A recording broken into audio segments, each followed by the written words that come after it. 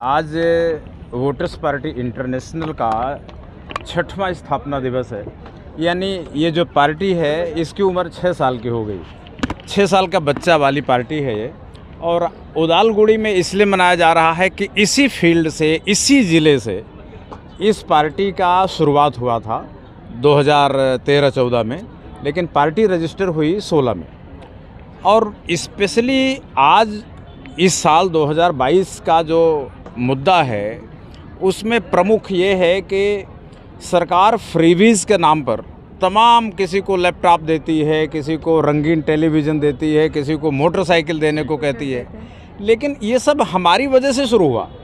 और आसाम में अरुणोदय की स्कीम के नाम पर 1000 रुपये देना शुरू किया, लेकिन ये पर्याप्त नहीं है। हम ये कह रहे हैं कि ये फ्रीबीज़ बंद किया जाए और लोगों का जो अधिकार है मशीनों की कमाई में, जो एक वोटर का हिस्सा है, प्राकृतिक साधनों की कमाई में जो हिस्सा है, वो लगभग 8,500 रुपये बनता है, वो पैसा लोगों के अकाउंट में दिया जाए और फ्रीबीज़ बंद कर दिया जाए। ये बात मैंने सुप्रीम कोर्ट में भी कही है। सुप्रीम कोर्ट में सुनवाई हो रही है, उसमें हमारी तरफ से पिटीशन गई है, उसमें यह बात कही गई है कि साहब आप गवर्नमेंट को डायरेक्शन दीजिए कि ये हमें कोई साइकिल बांटेगा, कोई मोटरसाइकिल बांटेगा, कोई जनता भिखारी थोड़ी है, हमारा हिस्सा है भाई, हमारा हिस्सा डिफाइन करो कि वो कितना मिलना चाहिए। ये नंबर 1।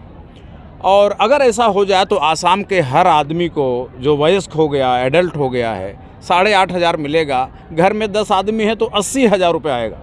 और ये बात पार्लियामेंट की कमेटी मंजूर कर चुकी है। पैसा कहाँ से आएगा, इंतज़ाम कैसे होगा, ये सब कुछ हो चुका है। इसलिए बात बेईमानी है कि इतना इंतज़ाम नहीं हो सकता, असंभव है, मुश्किल है। अगर मुश्किल होता तो पार्लियामेंट कहती कहाँ मुश्किल है। संसद देने को तैयार है और सरकार भी तैयार है, लोग मांग नहीं रहे। और ये जो पॉलिटिशियंस हैं वो सोचते हैं एक बड़ा मुश्किल काम होगा। बात तो ये अधिकार मंजूर हो चुका है। आज उसकी जो 4 मुद्दे हैं उनमें प्रमुख मुद्दा ये था। दूसरा मुद्दा है एविक्शन का। एविक्शन जो प्रदेश में हो रहा है उसमें कानून तोड़े जा रहे हैं, अधिकारी लोगों को परेशान कर रहे हैं। आप लोग मुझे पैसा दो, नहीं तो आपका घर उजाड़ने के लिए आ जाएंगे। आसाम के गरीब लोग हैं, पढ़े लिखे लोग नहीं हैं, ये लोगों के ब्लैकमेल के शिकार हो रहे हैं। इसलिए सरकार को स्पष्ट करना चाहिए अपनी इविक्शन पॉलिसी कि आप इविक्शन करा के वो ज़मीन कहाँ ले जाएंगे। आप टाटा को देंगे, अंबानी को देंगे, अडानी को देंगे कि स्वामी रामदेव को देंगे। आप आसाम की जनता की जो ज़मीन छीन रहे हैं वो क्यों छीन रहे हैं? आखिर वो भी लोग ही हैं, बैठे हैं, तो उसमें क्या बुराई है? आखिर लोगों को रोटी कपड़ा मकान देना तो सरकार की जिम्मेदारी है। और अगर लोगों के मकान मिला तो आप छीन क्यों रहे हैं? वोटर्स पार्टी इंटरनेशनल आज इस बात का प्रस्ताव पारित करेगी कि एविक्शन पूरी कार्यवाही सरकार को रोकनी पड़ेगी।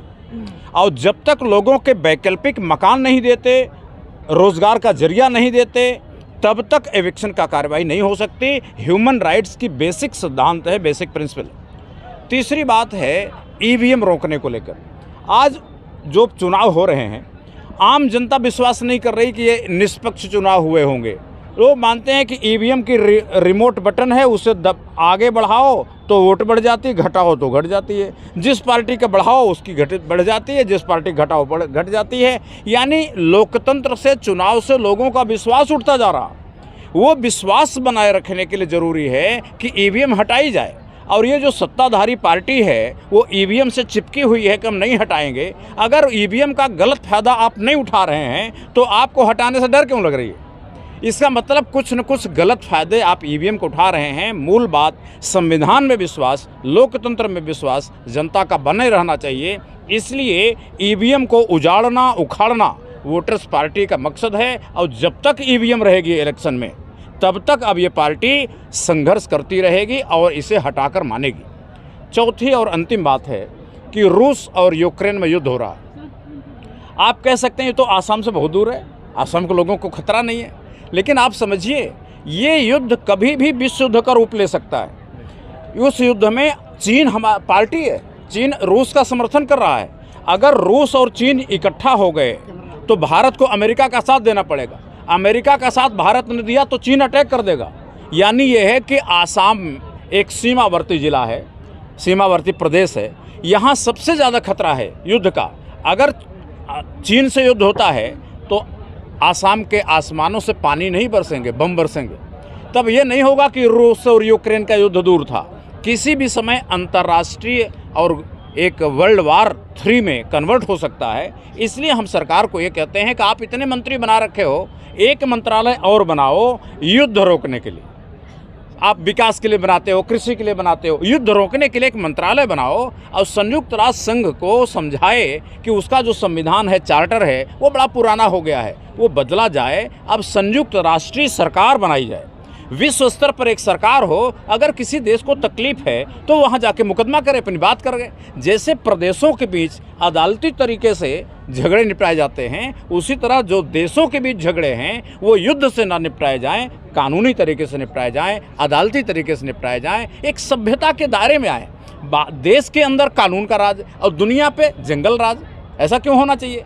तो हम भारत सरकार से मांग कर रहे हैं आज की इस रैली में कि भाई आप एक काम करिए कि आप एक मंत्रालय बनाइए और मंत्रालय बना करके आप एक नई संधि, अंतर्राष्ट्रीय संधि के लिए काम करें कि लोगों को जोड़ करके एक यूनाइटेड नेशंस को यूनाइटेड नेशनल गवर्नमेंट बदला जाए और वो दुनिया में युद्ध रोके। यही अपने 4 विषय हैं। सर, और डर गए होंगे तो अब डर तो उनकी मानसिक समस्या है। अब उसमें तो उन्हीं से पूछे कि भाई अपना डरते क्यों हैं? और बाहरी हैं नहीं, भारत का हर आदमी अपना है और वो बाहरी पार्टी के मुख्यमंत्री हैं। अगर उन्हें लगता बाहरी आदमी आके कुछ नहीं कर सकता, वो तो खुद ही बाहरी हैं। भारतीय जनता पार्टी तो फिर अगर उनके हिसाब से देखा जाए तो बाहरी पार्टी है, वो आसाम की लोकल पार्टी तो नहीं है। तो एक बाहरी मुख्यमंत्री को ये बात कहना भी नहीं चाहिए।